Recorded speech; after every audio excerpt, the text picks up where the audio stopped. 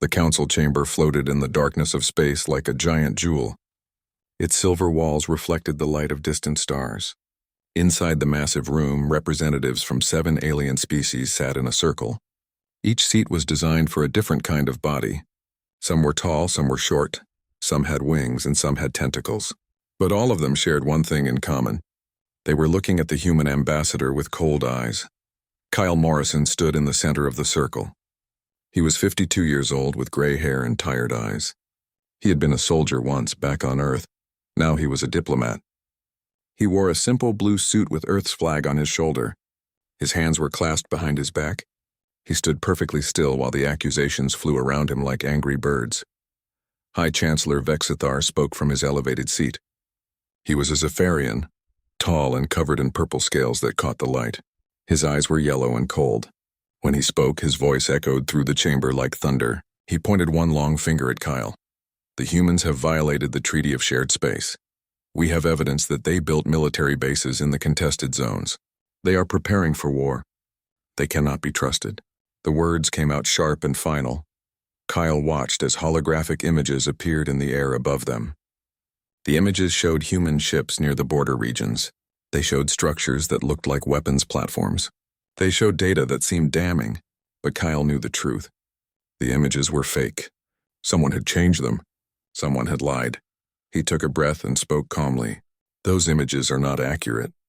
Our ships were on rescue missions. Those structures were medical stations. We have the real data. We can prove our innocence. Please allow us time to present the evidence. Vexthar's scales rippled with what might have been anger or satisfaction. We have seen enough evidence. The council will vote. Kyle felt something cold settle in his chest. He had been in enough battles to know when the fight was already lost. He glanced at Dr. Lisa Bennett, who stood behind him. She was 38, brilliant and usually full of energy. Now her face was pale. She shook her head slowly. There was nothing more they could do. One by one, the council members voted. The Zephyrians voted to expel humanity. The Kronar, who looked like massive bears made of stone, voted the same. The insect-like Threx clicked their mandibles and voted yes. The water-dwelling Aquans bubbled in their tanks and agreed. The plant-based Verdani rustled their leaves and joined the others. The mechanical Syntheri calculated for exactly 3 seconds and voted to expel. Only the Lumini remained. They were beings of soft light, peaceful and wise. Their representative glowed dimly in her seat. She spoke in a voice like wind chimes. We cannot support this decision. We abstained from the vote. It did not matter. The vote was 6-0 with 1 abstaining. Humanity was expelled from the Galactic Council. 47 years of membership ended in less than an hour. Vexithar stood and spread his arms wide. The decision is made. Humanity has 30 days to remove all personnel from Council space. All treaties are void. All agreements are cancelled. You are no longer welcome here. Kyle stood in the silence that followed. He could hear the other species celebrating quietly. Some were pleased. Some were relieved. None of them seemed to understand what they had just done. He waited until the noise died down. Then he spoke. His voice was calm and clear. Humanity accepts the Council's decision. We will comply fully. All our people will leave within 30 days. We will take nothing that belongs to the Council. We will cause no trouble. We came here in peace. We will leave in peace. He paused and looked around the circle. His eyes met each representative in turn. Some looked away. Some stared back with cold satisfaction. He continued speaking. For 47 years we have served this council. We have healed your sick. We have built your stations. We have mediated your disputes. We have asked for nothing but a chance to be part of something larger than ourselves. Today you have shown us that we were wrong to hope. Vexthar's scales darkened. You dare to lecture us? Kyle shook his head slowly. No, I am simply saying goodbye. He turned to Dr. Bennett. Lisa, please gather our things. Lisa moved quickly. She went to the wall where Earth's banner hung. It was a simple flag, blue and green like their homeworld. She took it down carefully, folding it with precise movements. Her hands were steady even though Kyle could see the anger in her eyes. Kyle walked to his seat and gathered his data pads. He organized them neatly and placed them in his case. He moved without hurry. Every action was deliberate and calm. Some of the council members began to look uncomfortable. They had expected anger. They had expected threats. This quiet acceptance was something they did not understand. As Kyle and Lisa walked toward the exit, the Lumini representative called out softly, "Ambassador Morrison, please wait." Kyle stopped and turned. The being of light floated down from her seat and approached him. She spoke quietly so only he and Lisa could hear. "This is wrong. They have made a terrible mistake. I tried to convince them, but they would not listen." Kyle's expression softened slightly. "I know, thank you for trying." The Lumini dimmed even more. "They do not see what they are losing. They think you are small and weak. They think you are replaceable. But I have studied your people. I have watched you work. You give everything and ask for little. You solve problems others cannot solve. You care when others do not." Lisa spoke quietly. "What happens now?" The Lumina's light flickered like a candle in wind. "They will learn, but the lesson will be hard. I fear they will come to regret this day very soon." Kyle nodded once. "Then we will be ready when they do." He turned and continued walking toward the exit. Lisa followed him, carrying Earth's banner like a precious treasure. Outside the council chamber, Commander Jake Sullivan waited by the docking port. He was 45, strong and steady like a mountain. When he saw Kyle and Lisa, his jaw tightened. He did not need to ask what happened. He could see it in their faces. "Orders, sir?" Jake asked. Kyle looked out at the stars through the clear dome above them. "Contact all human personnel in council space. Tell them to prepare for immediate withdrawal. We have 30 days. Not a single person stays behind. Not a single piece of equipment. We leave it all clean." Jake saluted. "Yes, sir. What about the projects? The medical missions? The infrastructure we built? We leave instructions," Kyle said simply. "After that, it is their problem." "We were expelled. We will not stay where we are not wanted," Lisa finally spoke. Her voice was tight with emotion. "They are making a huge mistake. They have no idea what they are losing." Kyle looked at her with sad eyes. "No, they do not, but they will learn. The question is whether they will learn in time." The three humans walked to their ship in silence. Behind them, the council chamber continued its celebration. The members congratulated themselves on removing what they saw as a problem. They did not notice the Lumini representative watching them with growing concern. They did not think about all the things humans did every day. They did not count the lives saved, the problem solved, the bridges built between species that hated each other. They would count them soon enough. But by then the humans would be gone, and the silence they left behind would be deafening. Kyle sat in the captain's chair of the EDS Horizon and looked at the council station one last time. It had been his home for 5 years. He had made friends here. He had done good work here. Now it was over. Jake stood beside him. "The crew is ready. All systems are green, waiting for your order." Kyle took a deep breath. "Take us home, Commander. We have a lot of work to do. We need to bring everyone back. We need to close down everything we built." "We need to do it right, and then what?" Lisa asked from her station. "What do we do after everyone is home?" Kyle smiled grimly. "Then we move forward. We find new friends. We explore new places. We prove that we do not need them. They think they are doing us harm. They think they are punishing us. But all they have done is set us free." The ship's engines hummed to life. The horizon pulled away from the station and turned toward Earth. As they accelerated into the darkness, Kyle watched the council station grow smaller in the view screen. He felt no anger. He felt no desire for revenge. He felt only a deep sadness for the opportunity they had all lost. In the council chamber, Vexthar stood at the window and watched the human ship disappear into the black. He felt satisfied. The problem was solved. The council was pure again. Everything would return to normal. He was wrong. Nothing would ever be normal again. The humans were leaving, and with them went things the council had never bothered to notice. Things they had taken for granted. Things they would miss desperately in the days to come. But for now, they celebrated, and the humans sailed home in silence. The message went out across all human channels in council space. It was simple and clear. All personnel must return to Earth within 30 days. No exceptions, no delays. Begin immediate withdrawal procedures. Captain Nina Rodriguez read the message 3 times. She stood on the bridge of the EDS Mercy, humanity's largest medical ship. Outside her window, she could see the brown and red planet below. It was called Zephyria Prime, homeworld of the species that had pushed for humanity's expulsion. Right now, that planet was dying. A plague had swept through the southern continent 2 months ago. The Zephyrian doctors could not stop it. Their medicine was advanced, but not advanced enough. They had called for help. Nina had brought her ship and her crew. They had been working day and night, treating thousands of patients. They had almost stopped the plague's spread. Now she had to leave. Nina was 39 years old with dark hair tied back in a tight bun. She had been a doctor for 15 years and a ship captain for 5. She had saved more lives than she could count. Today she would abandon thousands more. Her first officer, Lieutenant Paul Grant, stood beside her.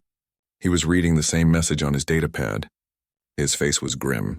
"Captain, we cannot leave now. The treatment cycle is not complete. If we go, at least 3,000 patients will die within a week." Nina closed her eyes for a moment. "I know, but we have our orders. The council expelled us. We are no longer authorized to be here." "This is wrong," Paul said quietly. "Yes," Nina agreed. "It is wrong. But it is not our choice. Inform the Zephyrian authorities. Tell them we are leaving tomorrow. Give them all our research data. Give them all our treatment protocols. Maybe their doctors can continue the work." The next morning, Nina stood in the main treatment center on the planet's surface. Governor Krathis approached her. He was old for a Zephyrian, his purple scales faded to almost gray. He had been kind to Nina and her crew. Now he looked desperate. "Captain Rodriguez, you cannot leave. My people need you. The plague is not defeated yet. Without your help, thousands will die." Nina felt her heart breaking. "Governor, your council expelled my people. We are no longer welcome. I have given your doctors all our data. I have taught them everything I can. But I cannot stay." The governor's voice shook. "High Chancellor Vexthar made this decision, not me. Not the people here. We need you. I will speak to the council. I will make them change their minds." Nina placed a gentle hand on his arm. "I hope you succeed, but until the council officially asks us to return, we cannot stay. I'm sorry. I am truly sorry." She turned and walked back to her shuttle. Behind her, Zephyrian patients called out, asking where the human doctors were going, asking when they would come back. Nina did not turn around. She could not bear to see their faces. 3,000 light-years away, Engineer Jack Chen stood in the reactor control room of Kepler Station. The station was huge, home to 50,000 workers from a dozen different species. It was also the main power hub for 3 nearby solar systems. The reactor that powered it all was human-designed and human-built. Jack had spent 7 years maintaining it. Jack was 42 with clever hands and a patient mind. He had designed the fusion reactor himself, making improvements to alien technology that had surprised everyone. The reactor was 90% more efficient than anything the council species could build. It powered hospitals, schools, homes, and factories for billions of beings. Now he was shutting it down. Not permanently, just putting it into standby mode. He had trained the alien engineers as best he could. He had written detailed instruction manuals. He had created backup systems and fail-safes. But he knew the truth. Without humans to maintain it, the reactor would fail eventually. Station Chief Gorn entered the control room. He was a Kronar, looking like a bear made of living stone. His voice rumbled like rocks grinding together. "Engineer Chen, I do not understand. Why must you leave? The reactor needs you." Jack did not look up from his console. "The council expelled humanity. We are leaving. Your engineers can handle the reactor now." Gorn's stone face could not show emotion, but his voice carried worry. "No, they cannot. You know this. The reactor is too complex. We need more time to learn." Jack finally turned to face him. "I gave you 7 years, Chief Gorn. I taught your people everything I could. I wrote manuals that explain every system, but your engineers never really tried to learn. They always just called me when something went wrong. They depended on me instead of understanding the work. We thought you would always be here," Gorn admitted quietly. Jack's smile was sad. "So did we." He pressed a final button. "The reactor is now in standby mode. It will run automatically for about 6 months. After that, you will need to perform deep maintenance. Everything you need to know is in the manual. Follow it exactly. Do not skip steps. Do not take shortcuts. What if something goes wrong?" Gorn asked. Jack picked up his bag and walked toward the door. "Then you will need to figure it out. That is what engineers do. Good luck, Chief Gorn." In the merchant district of Trader's Haven Station, Sam Harper was closing down his shop. Sam was 35, quick with numbers and even quicker with deals. He had built a successful business selling Earth goods to aliens and alien goods to humans. More importantly, he had become the middleman between species that did not trust each other. The Zephyrians would not trade directly with the Kronar because of an old war. The Threks refused to deal with the Aquans because of religious differences. The Verdani did not trust the Syntheri, but all of them trusted Sam. He was neutral. He was fair. He made trade possible. Now he was packing everything up. A Threx merchant approached him, its mandibles clicking nervously. "Trader Harper, you cannot leave. What about our contract? I was supposed to receive shipments for the next year." Sam looked up from the crate he was packing. "Contract is void. The Council expelled humanity. I am going home, but who will handle trade now?" the Threx asked. "Who will deal with the Kronar for me?" "They will not speak to my people directly." Sam shrugged. "That is not my problem anymore. You will have to figure it out. Maybe you should try talking to them yourself." The Threx's antennae drooped. "It will never work. Our people have hated each other for centuries." "Then I guess you will not be trading with them," Sam said simply. He sealed the crate and marked it for shipping. Around him, dozens of other human merchants were doing the same thing. The commerce that had flowed smoothly for decades was stopping. The connections were breaking. The bridges were burning. On the frontier colony of New Harmony, teacher Claire Wood stood in front of her classroom one last time. The students were a mix of species. Zephyrian children sat next to Kronar cubs. Threx young ones studied alongside Aquan swimmers in their small tanks. Claire had taught them all to read and write. She had taught them mathematics and science. She had taught them to see each other as friends instead of enemies. Now she was saying goodbye. Claire was 29 with blonde hair and a kind smile. She had been teaching here for 3 years. It was the best job she had ever had. The children loved her. Their parents respected her. She did not want to leave. A small Zephyrian child raised her hand. Her scales were bright green, showing her youth. "Miss Woods, when will you come back?" Claire's smile trembled. "I do not know, Zara. I have to go home now. But why?" a Kronar cub asked. "What did we do wrong?" "You did nothing wrong," Claire said gently. "This is not about you. The grown-ups made some decisions. Now all the humans have to leave." The children started crying. Not just the young ones, but the older students too. They surrounded Claire, hugging her, asking her to stay. She hugged them back, fighting her own tears. She wanted to tell them that everything would be okay. But she did not know if that was true. All across Council space, the same scenes played out. Human scientists deleted their research before leaving their laboratories. Human doctors left their hospitals. Human diplomats closed their embassies. Human artists packed up their work. Human engineers shut down their machines. They did not sabotage anything. They did not steal anything. They did not break anything. They simply stopped doing the work they had been doing. They left instruction manuals and training documents. They said polite goodbyes. Then they went home. On day 28, Commander Jake Sullivan watched as the last human transport ship left Council space. He had coordinated the entire withdrawal. 40,000 humans had left peacefully. Not a single incident had been reported. Not a single complaint had been filed. Ambassador Kyle Morrison stood beside him on the bridge of the horizon. They were the last 2 humans in Council territory. In 2 days they would leave too. "It is done," Jake said quietly. "Everyone is out," Kyle nodded slowly. "Yes. Now we wait and see what happens next. What do you think will happen?" Jake asked. Kyle looked out at the Council station. The lights still glowed bright. Everything looked normal, but he knew better. They will realize what they have lost. It will not happen all at once. It will be slow, like water dripping through a crack. One system will fail, then another, then another. They will try to fix things, but they will not know how. And then they will understand. Understand what? Jake asked. Kyle's voice was soft but firm. That we were not the problem. We were the solution, and they threw it away. On day 30, Kyle Morrison recorded one final message to the Council. It started small. On day 35 after the humans left, a warning light appeared on Kepler Station's main control board. Engineer Dorn, a Kronar who had worked alongside Jack Chen, stared at the red indicator with growing worry. The fusion reactor's temperature was rising. Dorn opened the manual Jack had left behind. The pages were filled with detailed instructions and diagrams. But reading about something and actually doing it were very different things. Dorn had watched Jack work hundreds of times. He thought he understood.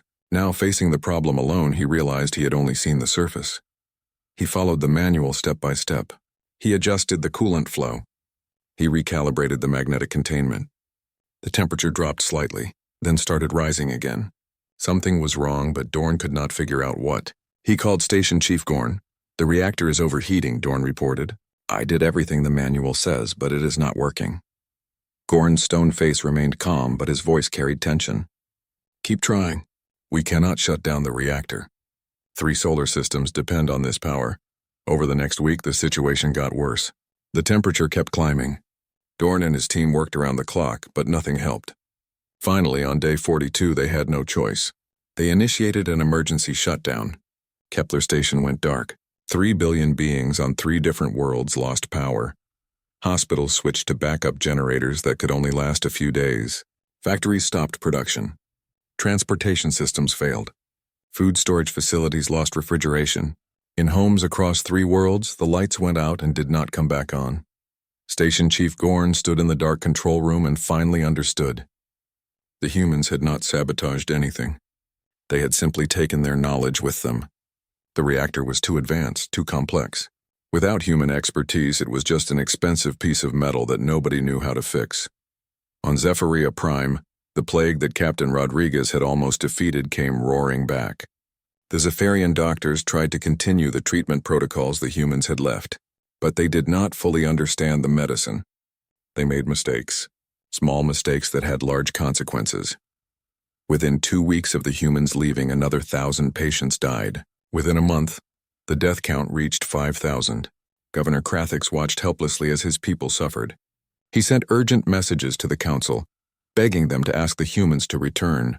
The council sent their own doctors instead, but the council doctors knew even less than the Zephyrians. The plague spread. A Zephyrian mother named Kelva held her dying child and wept. 3 months ago, the human doctors had saved her daughter from this same disease. They had worked through the night, never giving up until the child recovered. Now the humans were gone and her second child was slipping away.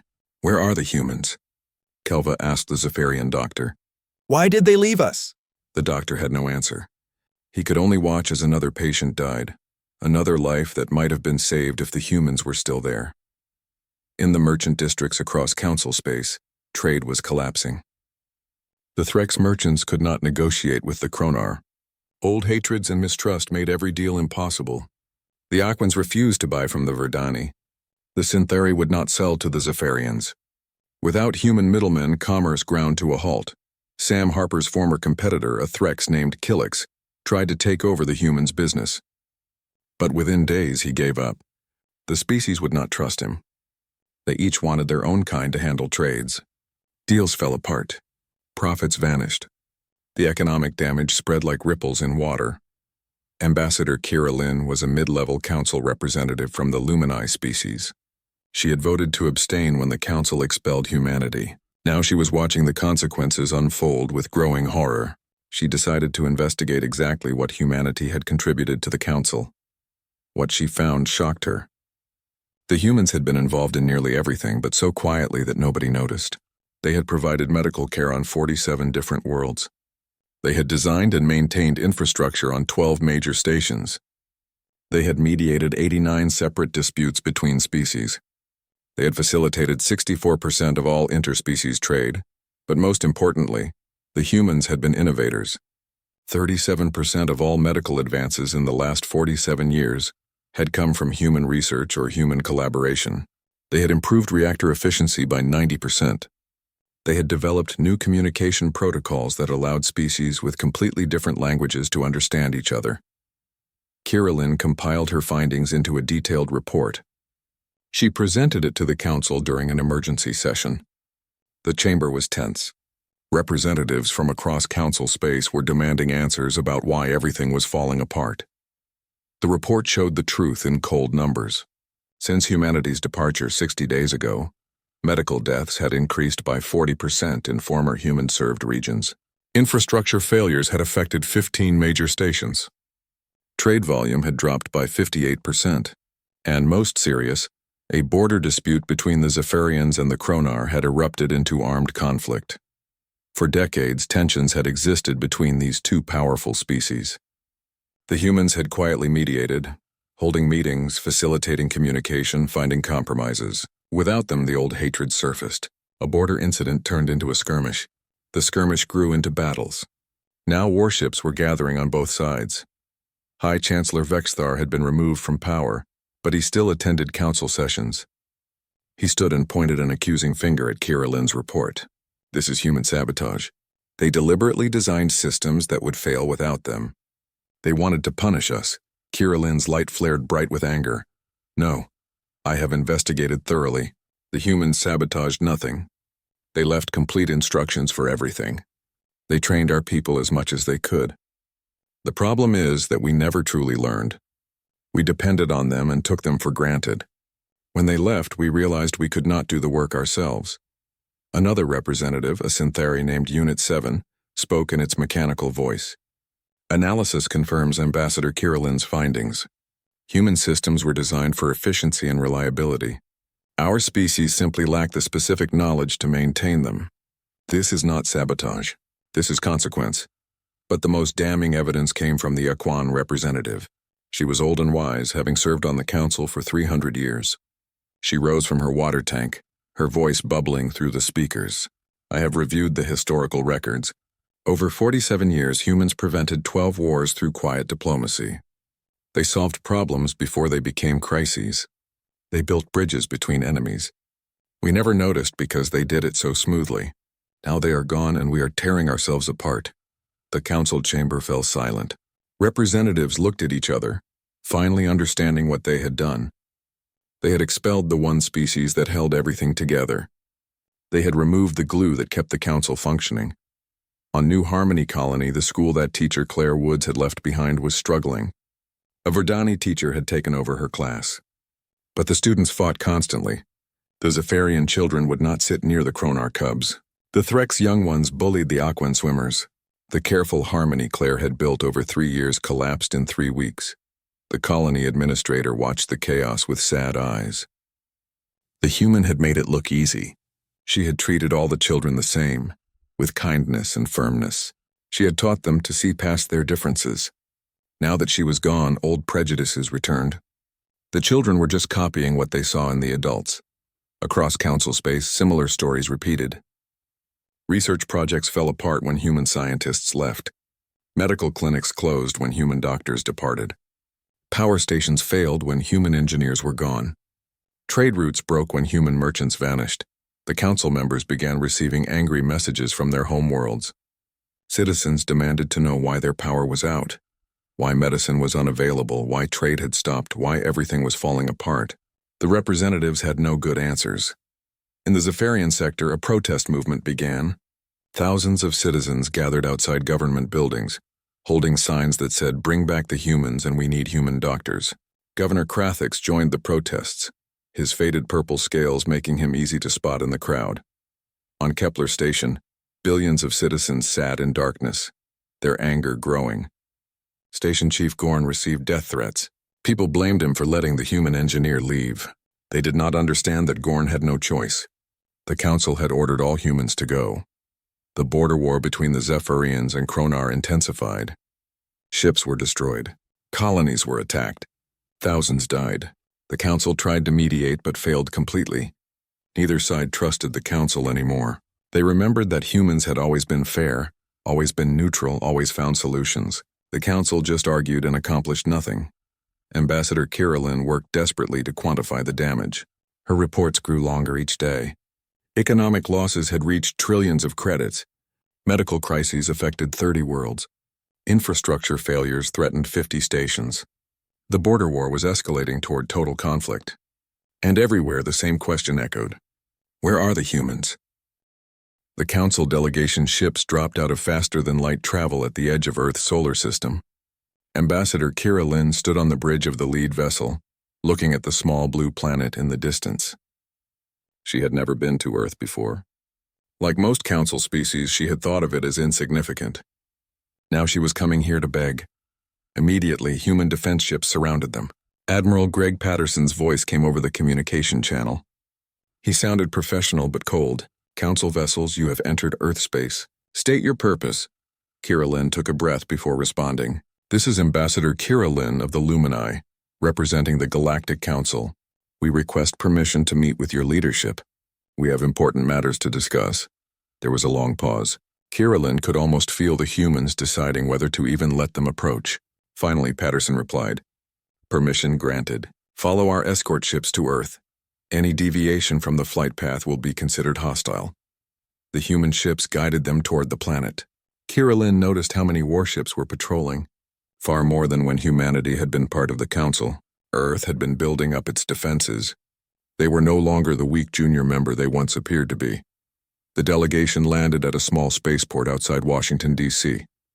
Kira Lin had expected grand ceremonies, elaborate welcomes, perhaps even some gloating. Instead, they were met by a simple security team that escorted them to an unmarked building. No press, no crowds, no fanfare, just quiet efficiency. President Helen Carter received them in a plain conference room. She was 60 years old with steel-gray hair and sharp eyes. She sat at a simple table with Ambassador Kyle Morrison beside her. Dr. Lisa Bennett stood against the wall, her arms crossed. All three humans wore neutral expressions. Kira Lin had brought 5 other council representatives with her. They arranged themselves across from the humans. The room felt small and cramped compared to the Grand Council chamber. That, Kira Lin realized, was probably intentional. The humans were making a point. President Carter spoke first. Welcome to Earth, Ambassador Kira Lin. Please tell us why you have come. Kira Lin's light dimmed slightly with shame. Madam President, I come to speak plainly. The Council made a terrible mistake. We expelled humanity based on false evidence and prejudice. Since your departure, we have suffered greatly. We need your help. We need you to return. The Zephyrian representative, a junior diplomat named Korath, spoke quickly. His purple scales were pale with stress. The plague on my homeworld has killed 15,000 people. The power failures have affected billions. Trade has collapsed. A war has started. Everything is falling apart. President Carter listened without interrupting. Her face showed no emotion. When the council representatives finished listing their problems, she simply nodded. I see. You are having difficulties. Kira Lin leaned forward. Madam President, we understand we wronged you. We are prepared to offer full reinstatement to the council, not as a junior member but as an equal power. We will give you a permanent seat on the executive board. We will pay reparations for the humiliation we caused. Please, we need you. Carter glanced at Morrison. The former ambassador's face remained carefully neutral. She looked back at Kira Lin and spoke calmly. Thank you for the offer. We will consider it. Is there anything else? Korath stood up, his voice desperate. Is there anything else? People are dying. Do you not understand? We need your doctors, your engineers, your diplomats. We need your help now. Morrison finally spoke. His voice was quiet but firm. We understand perfectly. You need us now. Where was that need 90 days ago when you expelled us? Where was it when you ignored our evidence and believed lies? Where was it when you refused to listen? Kira Lin's light flickered. Ambassador Morrison, I voted to abstain. I tried to stop this, but I failed. Many of us knew it was wrong. We just did not have the power to prevent it. Morrison nodded slowly. I know. I remember. But abstaining is not the same as standing up for what is right. You let it happen. You all let it happen. Carter raised her hand gently, silencing Morrison. She turned her attention back to the delegation. Let me be clear about something. Humanity spent 47 years serving the Council. We saved lives. We built infrastructure. We mediated conflicts. We did everything we could to be good members. And when you needed someone to blame, you chose us without hesitation. She paused, letting the words sink in. Now you come here and ask us to return. You offer us power and status, but you do not seem to understand the real problem. You broke our trust. You showed us that we could give everything and still be thrown away the moment it was convenient. A Kronar representative named Stoneheart rumbled forward. His voice was like grinding rocks. President Carter, I speak for my people when I say we are sorry. We made a mistake. We let fear and prejudice guide us. We beg your forgiveness. Carter's expression softened slightly. I appreciate that. Truly. But forgiveness and trust are different things. We can forgive. That does not mean we should put ourselves back in the same situation. Dr. Bennett spoke from her position against the wall. Let me ask you something. Did any of you ever thank a human doctor after they saved a life? Did you ever acknowledge the engineers who kept your stations running? Did you ever notice the diplomats who prevented your wars? Or did you just take it all for granted? The council representatives looked at each other. None of them had a good answer. The truth was uncomfortable. They had taken everything for granted. They had never valued what the humans did until it was gone. Kira Lynn's light grew brighter with determination. You are right. We took you for granted. We did not appreciate you. We were blind and foolish. But people are dying now because of our mistake. Innocent people who had nothing to do with the council's decision. Will you punish them for our sins? Carter stood and walked to the window. She looked out at the city below. When she spoke again, her voice was heavy. That is an unfair question. You are asking us to feel responsible for problems we did not create. You expelled us. You ended our agreements. You told us to leave. Now you want us to feel guilty for the consequences? Morrison added quietly. We gave you 47 years. We saved lives, built infrastructure, facilitated peace. And when you needed a scapegoat, you chose us. Why would we volunteer for that again? The words hung in the air like a weight. The council delegation had no response. They had expected the humans to be angry or vengeful. They had prepared arguments against rage. But this calm, measured disappointment was far more effective. It made them feel small. Korath tried one more time. What can we do? What will it take for you to help us? Carter turned back to face them. Time. It will take time. We need to discuss this among ourselves. We need to decide if returning to the council serves humanity's interests. We need to determine what guarantees would prevent this from happening again. This is not a decision we can make in one meeting. How much time? Kira Lynn asked. People are dying every day. Carter's eyes were hard. How much time did you give us when you expelled us? 1 hour for the vote, 30 days to leave. You made your decision quickly. Now you must wait while we make ours carefully. Morrison stood and approached the delegation. But I will tell you this. Whatever we decide, it will not be the same as before. If we return, it will be as equals, not servants. We will have safeguards against arbitrary expulsion. We will maintain our independence. We will not be taken for granted again. The council representatives nodded desperately. Yes, anything, just please consider it. Carter gestured toward the door. My staff will show you to guest quarters. You may stay here while we deliberate. I will give you our answer within 1 week. As the delegation was led out, Korath turned back. President Carter, I just want you to know. There are children dying on my world. Children who did nothing wrong. Children who just want to live. Carter's face softened for the first time. I know, and that matters to us, more than you might think. But we cannot make decisions based only on emotion. We have to think about our own people, too.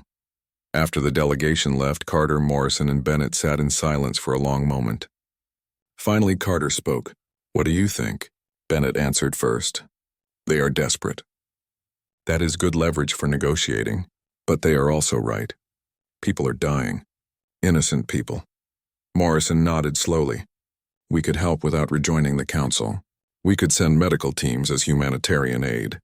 We could fix critical infrastructure. We could mediate the border war. But we do it on our terms, not theirs. Carter smiled slightly. That is exactly what I was thinking. We help because it is the right thing to do. Because that is who we are. But we do not let them take advantage of us again. Dr. Bennett looked at both of them. They came here expecting us to gloat or to refuse. Instead, we are going to help them anyway. That is going to surprise them. Morrison's smile was grim. Good. Let them be surprised. Let them see that humans help even when we are wronged. Maybe they will finally understand what they had and what they threw away. Carter stood and looked out the window again. Call in the cabinet and the military leaders. We have a lot to discuss. We need to decide exactly how we are going to save the council from itself. Admiral Patterson entered the room. He had been listening from outside. On the 5th day, President Carter called the council delegation back to the conference room. Ambassador Kira Lynn and her team entered with nervous hope. They had spent the waiting time watching Earth's news broadcasts and walking through human cities. What they saw surprised them. Earth was thriving. The economy was strong. New technologies were being developed. Humanity had not collapsed without the council. If anything, they seemed to be doing better. Carter stood at the head of the table. Ambassador Kyle Morrison and Dr. Lisa Bennett flanked her. All three humans looked rested and calm. Carter spoke clearly. "We have made our decision. Humanity will provide emergency assistance to Council Space, but on our terms." Relief flooded through the delegation. Kiralin's light brightened.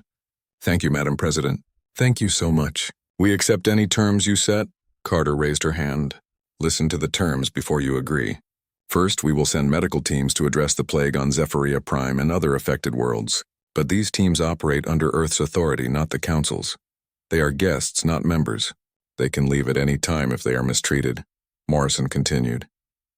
"Second, we will repair critical infrastructure like Kepler Station, but Earth will retain ownership of the technology. We will train your engineers properly this time. They will actually learn, not just depend on us. If they fail to learn, we take the technology back," Dr. Bennett added. "Third, we will mediate the border conflict between the Zephyrians and Kronar, but as independent arbiters, not council members. Both sides must agree to accept our mediation and follow our recommendations." Carter leaned forward. "And fourth, if the council wants humanity to rejoin permanently, we require a new treaty. Equal status, not junior membership. Safeguards against arbitrary expulsion. The right to maintain independent foreign policy. And most importantly, respect. We will not be taken for granted again." The Zephyrian representative Korath spoke quickly. "We agree. To all of it. Just please send help now. My people are dying," Carter nodded. "Medical teams will deploy within 24 hours. Captain Rodriguez has already volunteered to return to Zephyria Prime. She left people she cared about there. She wants to finish what she started. 2 days later, the EDS Mercy dropped out of faster-than-light travel above Zephyria Prime. Captain Nina Rodriguez stood on her bridge and looked at the brown and red planet below. She had thought about this world every day since leaving. She had thought about the patients she abandoned. Now she was back. Governor Krathix met her at the spaceport. The old Zephyrian looked like he had aged 10 years and 3 months. His scales were duller, his movements slower. When he saw Nina, tears formed in his eyes. "Captain Rodriguez, I did not think you would come back." Nina smiled gently. "I had to. I left work unfinished. Let us go save some lives." Within hours, her medical teams were back in the treatment centers. They worked with a fierce determination as if trying to make up for lost time. The Zephyrian patients recognized the human doctors and cried with relief. The human doctors worked through the night just as they had before. But this time something was different. This time the Zephyrians watched with gratitude instead of taking it for granted. Nina made sure of that. She held daily meetings with Zephyrian medical staff. She explained every procedure in detail. She made them participate in treatments, not just watch. She was teaching them properly this time. When she eventually left again, they would be ready to continue the work. At Kepler Station, Engineer Jack Chen returned to the reactor control room he had built. Station Chief Gorn met him there, looking ashamed. "Engineer Chen, I am sorry. You warned me. You told me your people needed to really learn. We did not listen." Jack set down his equipment bag. "No, you did not. But we are going to fix that now. Gather your engineering team. We are going to spend the next 6 months actually teaching them. No more just calling me when something breaks. They are going to get their hands dirty and learn how this reactor really works." For 3 days and nights, Jack and his human team worked to bring the reactor back online. The alien engineers watched closely, asking questions, taking notes. This time they were really paying attention. They understood that if they failed to learn, the humans would take the reactor away. They would be left in darkness permanently. When the reactor came back to life, light flooded through 3 solar systems. In homes across 3 worlds, children cheered as the lights came back on. In hospitals, life-saving equipment started working again. In factories, production resumed. The relief was overwhelming. But Jack made one thing clear to Gorn and his team. "This is your last chance. If you fail to maintain this reactor properly, we are removing it and taking it back to Earth.